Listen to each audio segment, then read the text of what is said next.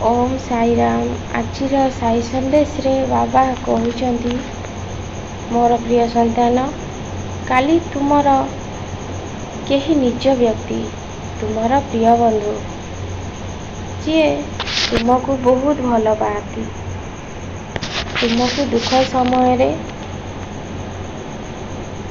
बहुत साहाय्य भी करथिले, किंतु तुमको आज किछि दुख देइछंती, आउ किछि आघात मध्य पहुंचेइछंती। तुमे बहुत दुखित, तांको ऊपर बहुत क्रोधित मध्य अछ।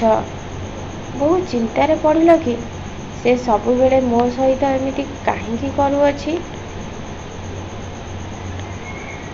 तुमर कौन किछि मन नहीं, से तुमको जेतेबेले साहाय्य करथिले, तुमर बहुत साहाय्य दरकार थिला, सेतेबेले सबु मनीष तुम पाखरु मुह फेरई नैथिले, किंतु से सांग तुमको साहाय्य करिथिला।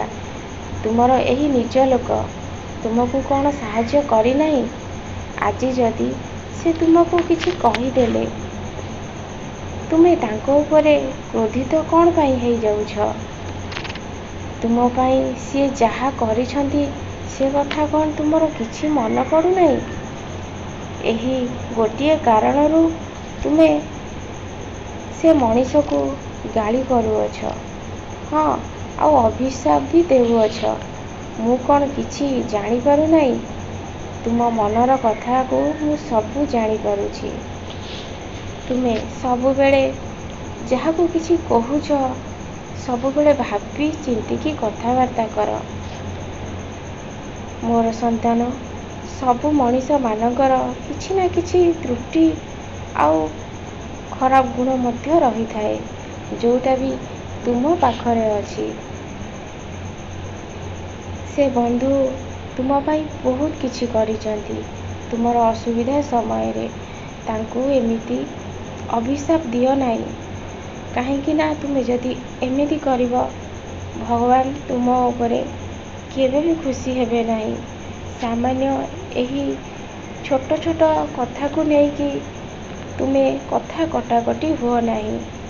शांत रुह, मन भितरे सबु बेले ईश्वर को नाम स्मरण कर, भगवान को डाक। ईश्वर तुमको भल रास्ता देखेइबे। कहा को किछि कहवा आगरू बहुत थर भाबी चिंती कि तुमे कथा प्रकाश करिवो, काहेकि ना एमिति करिबा भूल।